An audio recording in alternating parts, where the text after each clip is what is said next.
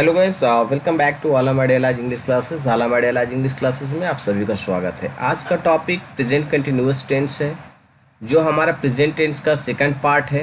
First part present indefinite tense जो मैं आपको पहले पढ़ा चुका हूं, और आज मैं प्रेजेंट कंटिन्यूअस टेंस आप लोगों को पढ़ाने जा रहा हूं। मुझे पूरी उम्मीद है कि आपको प्रेजेंट कंटिन्यूअस टेंस अगर इस वीडियो के अंत तक बने रहें तो श्योरली आपको समझ में आ जाएगा गाइस। तो सबसे पहले हम लोग चलते हैं कि प्रेजेंट कंटिन्यूअस टेंस का जो प्रेजेंट कंटिन्यूअस टेंस है उसका सबसे पहले हम लोग स्ट्रक्चर को देखते हैं कि उसके बनावट क्या होता है। गाइस, हम लोग जानते हैं कि प्रेजेंट कंटिन्यूअस टेंस का जो बनावट होता है, जो उसके बनाने के रूल्स हैं, वो है subject plus is are am plus V4 plus object. अब हम इसे आइडेंटिफिकेशन को देखते हैं या रिकॉग्नाइजेशन, जिसको कहते हैं पहचानने का रूल। अगर हम कोई भी सेंटेंस प्रेजेंट कंटिन्यूअस टेंस को बनाएंगे तो उसका पहचान क्या होगा? तो उसका जो पहचान होता है वो रहा है, रही है, रहे हैं, रहा हूँ, ETC एटसेट्रा गाइस। अब हम लोग इसके बाद देखते हैं कि हमारा जो सब्जेक्ट है प्रेजेंट कंटिन्यूअस टेंस, अगर मेरा प्रेजेंट कंटिन्यूअस टेंस का है और सब्जेक्ट में आई हो तो उसके साथ कौन सा ऑक्सिलरी वर्ब लगेगा? तो जी हाँ दोस्तों, अगर हमारा आई सब्जेक्ट होगा तो उसके साथ हम लोग एम का प्रयोग करेंगे। अगर सब्जेक्ट वी होगा तो उसके साथ हम लोग आर का प्रयोग करेंगे।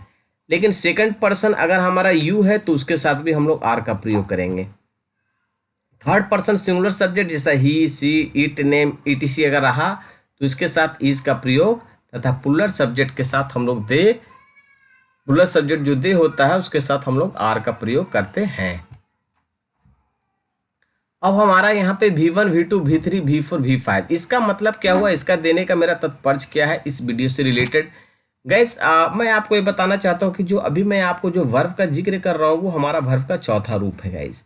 जब हम सेंटेंस बनाएंगे तो हमारा जो यहाँ पे वर्ब का यूज होगा वो हमारा वर्ब का 4 फॉर्म्स को यूज करेंगे। वर्ब का 4 फॉर्म्स जो होता है उसमें ING लगाया जाता है। तो गाइज हमें इन 3 वर्ब्स को, ना ही 5 फॉर्म्स को हमें यूज करना, हमें सिर्फ यूज करना है तो वर्ब का 4 फॉर्म्स। तो इसलिए मैंने कुछ base forms of main verbs को यहाँ पे लाया हूँ। जैसे सिंग का सैंग, सैंग, सिंगिंग, तो हमें सिर्फ इस सिंगिंग को बात करना है। दूसरा प्ले, प्लेड, प्लेड, प्लेइंग को बात करना है। और थर्ड डांस, डांस, डांसिंग। एक गाइस एक थोड़ा सा यहाँ पे टेक्निकल मैं आपको बता देना चाहता हूँ। जैसे कि यहाँ पे डांस के साथ ई आया है, तो जब हम उसे कभी भी वर्ब का 4 फॉर्म्स बनाएंगे तो ई को जो है वहाँ पे से हटा देंगे, उसके बाद ING लगाएंगे। ये सिर्फ डांस के लिए नहीं, बल्कि जो मतलब जितने भी सारे वर्ब्स से अगर उसके अंत में ई आ रहा है तो वहां से हम लोग ई को हटा करके ING का प्रयोग करेंगे गाइस। ये हमेशा अपने ख्याल रखिएगा। आगे चलते हैं। अब हम लोग ये देखते हैं कि हमारा जो सेंटेंस होगा वो किस प्रकार का होगा। तो कहता है बोलने के समय कोई क्रिया चल रही हो, an action going on at the time of speaking. An action going on at the time of speaking guys. अब हम लोग ऐसे देखते हैं structure, subject plus is are am plus V4 plus subject. ये हमारा सेंटेंस अफर्मेटिव है, यानी अब हम लोग अफर्मेटिव सेंटेंस के बारे में बात कर रहे हैं। अभी जो भी बात कर रहे हैं अफर्मेटिव सेंटेंस की बात कर रहे हैं। जैसे हम लोग जो सेंटेंस बनाते हैं अफर्मेटिव, नेगेटिव, इंट्रोगेटिव, और इंट्रोगेटिव प्लस नेगेटिव होता है सेंटेंस। WH बेस्ड ऑन भी क्वेश्चंस होते हैं। तो हम लोग सबसे पहले यहाँ पे जो बात कर रहे हैं वो हम लोग अफर्मेटिव सेंटेंस की बात कर रहे हैं। तो चलते अफर्मेटिव सेंटेंस हो या इंट्रोगेटिव सेंटेंस हो या इंट्रोगेटिव प्लस नेगेटिव सेंटेंस हो, वो सारे के आइडेंटिफिकेशन एज इट इज होते हैं। रहा है, रही है, रहे हैं, मतलब हमारे मुख्य क्रिया के अंत में रहा है, रही है, रहे इत्यादि मौजूद होता है। तो उससे यही आइडेंटिफिकेशन होता है कि ये जो हमारा सेंटेंस है वो हमारा प्रेजेंट कंटिन्यूअस टेंस का रिप्रेजेंट करता है। अब हम लोग आगे चलते हैं, इसके एग्जाम्पल्स को देखते हैं। जैसा कि आप एग्जाम्पल्स को देख रहे हैं, वह गाना गा रही है, वे लोग क्रिकेट खेल रहे हैं, मेरी माँ खाना पका रही है। तो सारे वर्ब्स के साथ रहा है, रही है, रहे हैं, ETC लगा हुआ है गाइस। तो ये हमें ये बता रहा है कि जो सेंटेंस है वो ऐसा क्रिया है जो eight the time of speaking है।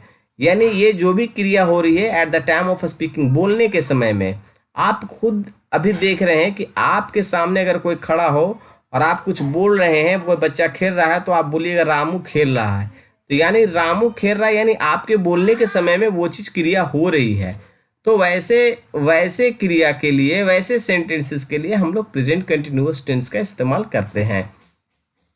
अब इसके बनाने कैसे सेंटेंसेस बनाए जाएंगे, जैसे सी इज सिंगिंग अ सॉन्ग, सी जो हो गया हमारा वो सब्जेक्ट हो गया, और सी के साथ हमारा इज और वर्ब का फोर फॉर्म सिंगिंग हो गया, और ये हमारा ऑब्जेक्ट हो गया। Thus we can make all sentences, they are playing cricket. इसके बाद हम लोग my mother is cooking food, is he is watching TV guys. अब हम लोग चलते हैं इसके बाद जो हमारा स्ट्रक्चर है वो हमारा नेगेटिव बेस्ड ऑन है गाइज। यानी ये जो सेंटेंस है subject plus is are am plus not plus V four plus object, यहाँ पे हम लोग जो है नेगेटिव सेंटेंस को रिप्रेजेंट करता है, मतलब नकारात्मक वाक्य। हमारा जो वाक्य होगा वो नकारात्मक होगा। तो देखते हैं कि इसका आइडेंटिफिकेशन एज इट इज होगा, जैसा कि मैंने पहले भी इसका रिवाइज कराया। तो जैसे वह गाना नहीं गा रही है, तो अब उसके बाद वे लोग क्रिकेट नहीं खेल रहे हैं, तो हम लोग इसका सेंटेंस कैसे बनाएंगे, she is not singing a song, फिर है they are not playing cricket, यानी वह क्रिकेट नहीं खेल रहे हैं, वह गाना नहीं गा रही है। तो thus we can make sentence from negative based on present continuous tense. अब जो है हम लोग आगे का जो स्ट्रक्चर होगा वो हमारा इंट्रोगेटिव बेस्ड ऑन स्ट्रक्चर होगा डियर। तो गाइस इंट्रोगेटिव स्ट्रक्चर जब बनाते हैं तो उसके साथ is are am plus subject plus V four plus object, यानी यहाँ पे सिर्फ हमारा इंट्रोगेटिव ही सेंटेंस होगा। अब हम लोग थोड़ा सा इसका भी आइडेंटिफिकेशन को देखेंगे, तो आइडेंटिफिकेशन हमारा एज इट इज होगा, मुख्य क्रिया में रहा है, रही है, रहे हैं, रहेगा। लेकिन थोड़ा सा यहाँ पे ध्यान देने की बात है कि इसका जो है वो शुरुआत में क्या शब्द आएगा, यानी जो सेंटेंस के जो प्रथम वर्ड होगा उसका जो स्टार्टिंग वर्ड वो क्या से होगा। जैसे आप देख रहे हैं, क्या वह गाना गा रही है, क्या वे लोग क्रिकेट खेल रहे हैं, यानी क्वेश्चन कर रहे हैं, और इसका जवाब यस या नो में दिया जाता है। गाइस इंट्रोगेटिव सेंटेंस बनाते हैं, is she singing a song, is are they playing cricket.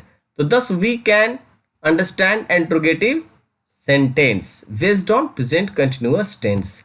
अब इसके बाद जो हम लोग देखेंगे वो हमारा जो होगा वो इंट्रोगेटिव प्लस नेगेटिव होगा, यानी इंट्रोगेटिव भी होगा और इसमें नकारात्मक भी रहेगा।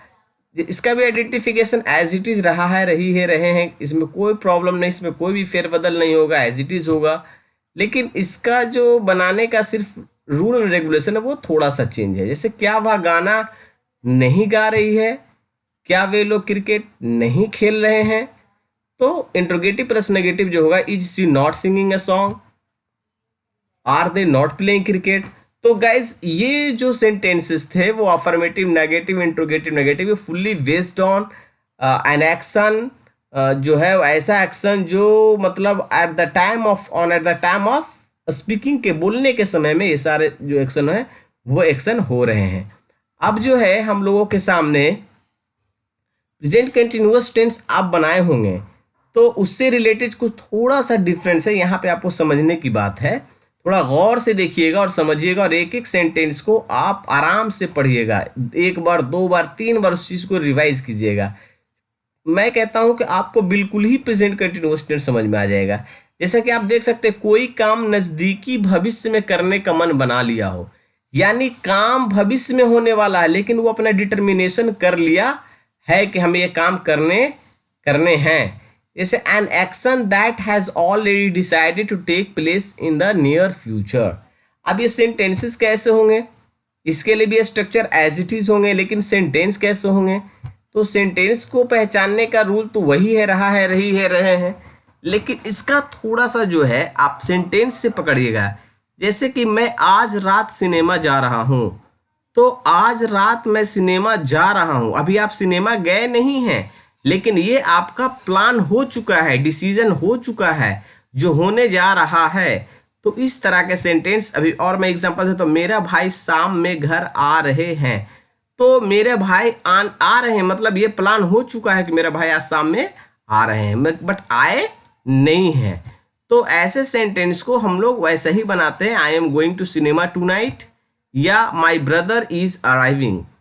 अराइविंग मतलब मेरा भाई शाम में घर पर आ रहे हैं, तो माई brother is arriving at home in this evening. यहाँ पे थोड़ा सा मिस हो गया, तो यहाँ पे आप समझ लीजिएगा, माई brother is arriving at home in the evening. अब हम लोग चलते हैं आगे देखेंगे, ये बहुत इंपॉर्टेंट है। कुछ वाक्यों में रहा है, रही है आदि क्रियाएं नहीं आती हैं, लेकिन उनका अनुवाद प्रेजेंट कंटिन्यूअस टेंस में होता है। ये बात हमेशा ख्याल रखिएगा कि कुछ वाक्यों में रहा है, रही है आदि क्रियाएं नहीं आती है, लेकिन उनका अनुवाद प्रेजेंट कंटिन्यूअस टेंस में ही होता है। वो कैसे? सोनी बगीचा में बैठी है। Soni is sitting in the garden. Roshan मेज पर लेटा हुआ है। Roshan is laying on a table. दुकान पर कोई नहीं बैठा है। Nobody is sitting at the shop. Mohan bench पर खड़ा है। Mohan is standing on the bench. Guys यहाँ पे आप थोड़ा ख्याल रखिएगा, सोनी बगीचे में बैठी है, लेकिन ये काम कंटिन्यूअस है, यानी आप उसको देख करके आ रहे हैं, किसी को आंसर दे रहे हैं कि वह बैठी हुई है, यानी उसका काम कंटिन्यूअस में है। रोशन मेज पर लेटा हुआ है। Eight the time of speaking वो लेटा हुआ है, इस बात को आप किसी को बता रहे हैं, यानी उसका काम भी कंटिन्यूअस में है। तो thus we can make in present continuous tense if sentence starts like this. अगर हमारा सेंटेंस इस तरह से स्टार्ट होता है या ऐसा होता है, उसकी आइडेंटिफिकेशन रहा रही नहीं भी रहे, तो ऐसे सेंटेंसेस को हम लोग based on present continuous tense में बनाते हैं।